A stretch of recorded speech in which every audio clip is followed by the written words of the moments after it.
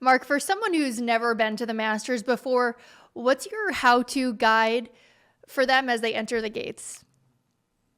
That's a good question, and I would tell you, and everybody's how-to is different, but from somebody who's been there now going on 30 years this year, as a fan, if you come, whether it's a practice round or it's a competition day, I think one of the first things you want to do is go right to the merch tent, which isn't a tent; it's actually it's like a Walmart. It's so gigantic now, because it gets crowded in there, and they have a pretty hefty stock of stuff in there. But I would suggest to go there and get your shopping out of the way in advance.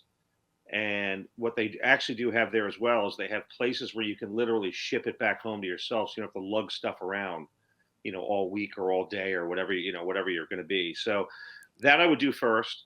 Then I would go straight to the bar and get a master's punch, so you have something to sip on while you're roaming around the grounds. And then I would march straight out to Amen Corner with your master's punch, or if you have an extra hand, bring two of them, and go right down to Amen Corner and just, I mean, it's bucolic. I don't know what else to say. I mean, there are not many more iconic places in the sport than that place. So certainly than Augusta National, but at Augusta National, Amen Corner is the place. It's quiet there. It's the lowest point on the golf course.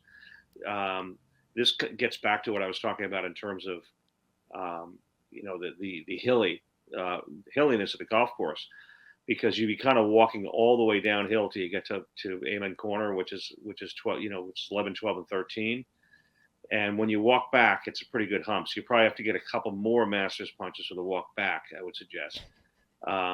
Another great place to hang out is, in my opinion, is what I call 6 Hill. Number 6 is a par 3. It's an elevated tee down to the green. And if you can sit on the hill at 6 with a couple of beverages. There's a theme here, by the way. And the guys can be teeing off over your head on 6 down onto the green, and where you're sitting, you can also look to your right, and the 16th green, which is another par 3, is right there. So you can literally kind of see two par 3s at the same time hanging out on the hill at 6. Thanks, Mark. I look forward to reading your book, 7 Days in Augusta, Behind the Scenes at the Masters. Thanks for having me.